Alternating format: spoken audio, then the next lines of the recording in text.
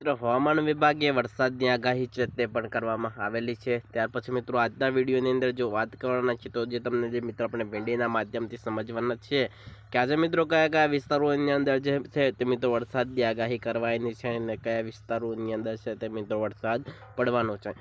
સવારની મિત્રો આપણે 10 વાગ્યાની અપડેટ પ્રમાણે જો વાત કરીશું તો આ વિસ્તારોની અંદર મિત્રો છૂટો છવાયો હળવોથી મધ્યમ વરસાદ પડે તેવી પણ શક્યતાઓ છે તે વ્યક્ત કરવામાં આવેલી છે। ત્યાર પછી મિત્રો તમે જોશો તો ગોહાના કેટલાક વિસ્તારો છે, પોરબંદરના કેટલાક વિસ્તારો છે, જૂનાગઢના કેટલાક વિસ્તારો છે, ઉનાના કેટલાક વિસ્તારો છે, સુરતના કેટલાક વિસ્તારો છે, વડોદરાના કેટલાક વિસ્તારો છે, હળવદના કેટલાક વિસ્તારો છે, રાજકોટના કેટલાક વિસ્તારો છે, જામનગરના કેટલાક વિસ્તારો છે, નલિયાના કેટલાક વિસ્તારો છે અને ગાંધીધામના જેટલા પણ વિસ્તારો છે ત્યાં પણ મિત્રો છૂટો છવાયો હળવોથી મધ્યમ વરસાદ પડે તેવી શક્યતાઓ છે તે પણ વ્યક્ત કરવામાં આવેલી છે।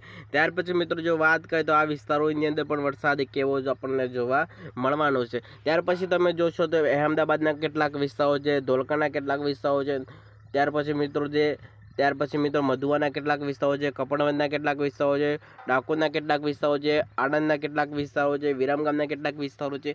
આવા વિસ્તારોની અંદર પણ મિત્રો છૂટું છવાયું હળવોથી મધ્યમ ઝાપટું છે તે પણ આપણને જોવા મળી શકે છે। ત્યાર પછી મિત્રો ભારે કોઈ પણ મિત્રો વરસાદની આગાહી છે તે કરવામાં નથી આવેલી। આ 10 વાગ્યાની અપડેટની પ્રમાણે મિત્રો છૂટો છવાયો હળવોથી ક્યાંક ક્યાંક વરસાદી ઝરમર છે તે આપણને જોવા મળી શકે છે। ભારે અતિ ભારે વરસાદની કોઈ પણ આગાહીઓ છે તે નથી કરવામાં આવેલી। ત્યાર પછી મિત્રો વાત કરીએ તો આપણે મિત્રો બપોરની મિત્રો 2 વાગ્યાની અપડેટ પ્રમાણે જો વાત કરીશું તો ત્યાં આપણને વરસાદ છે તે કેવો જોવા મળવાનો છે। બપોરની 2 વાગ્યાની અપડેટ પ્રમાણે તમે જોશો તો મિત્રો આ વિસ્તારોની અંદર પણ મિત્રો ક્યાંક ક્યાંક છૂટાછવાયાથી હળવુંથી મધ્યમ ભારે ઝાપટું છે તે આપણને જોવા મળી શકે છે। 2 વાગ્યાની અપડેટ પ્રમાણે જ વાત કરીશું ભાવનગરના કેટલાક વિસ્તારો છે, ત્યાર પછી મિત્રો હળવદના કેટલાક વિસ્તારો છે, રાજકોટના કેટલાક વિસ્તારો છે, જૂનાગઢના કેટલાક વિસ્તારો છે, દરિયા કિનારે પોરબંદર, કોહાની, નલિયા અને ગાંધીધામના કેટલાક વિસ્તારો છે, ખાવડાના કેટલાક વિસ્તારો છે। આવા વિસ્તારોની અંદર પણ મિત્રો છૂટું છવાયું હળવુંથી મધ્યમ ભારે ઝાપટું છે તેવા આપણને જોવા મળી શકે છે। ભારે અતિ ભારે વરસાદની કોઈ પણ આગાહી છે તે મિત્રો નથી કરવામાં આવેલી। ત્યાર પછી મિત્રો જો વાત કરીએ તો મિત્રો આપણે સાંજની મિત્રો આપણે જે 7 અથવા મિત્રો 5 વાગ્યાની અપડેટ પ્રમાણે જો વાત કરીશું તો સાંજે આપણને વરસાદ છે તે કેવો જોવા મળવાનો છે। 5 વાગ્યાની અપડેટ પ્રમાણે જૂનાગઢ, પોરબંદર, જામનગર, રાજકોટ, ગાંધીધામ, હળવદ, અહેમદાબાદના કેટલાક વિસ્તારો છે, મહેસાણાના કેટલાક વિસ્તારો છે, વડોદરાના કેટલાક વિસ્તારો છે। આ પણ જે વિસ્તારો તમને દેખાય છે તે પણ બધા વિસ્તારોની અંદર પણ મિત્રો છૂટું છવાયું હળવુંથી મધ્યમ ઝાપટા છે તે આપણને જોવા મળી શકે છે। ક્યાંક ક્યાંક મિત્રો ઝરમર વરસાદ છે તે પણ જોવા મળી શકે છે। ત્યાર પછી મિત્રો જો વાત કરીએ તો વાતાવરણ કેવું આપણને જોવા જે છે તે મળી શકે છે। ત્યાર પછી મિત્રો વાતાવરણની અંદર પણ જો વાત કરીએ તો હવે મિત્રો ધીરે ધીરે જે વરાપનું વાતાવરણ છે તે આપણને જોવા મળી રહ્યું છે। ખેડૂતોના ઘણા જે કામ છે બાકી હતા કારણ કે મિત્રો મેઘરાજા છે તે મન મૂકીને વરસી રહ્યા હતા।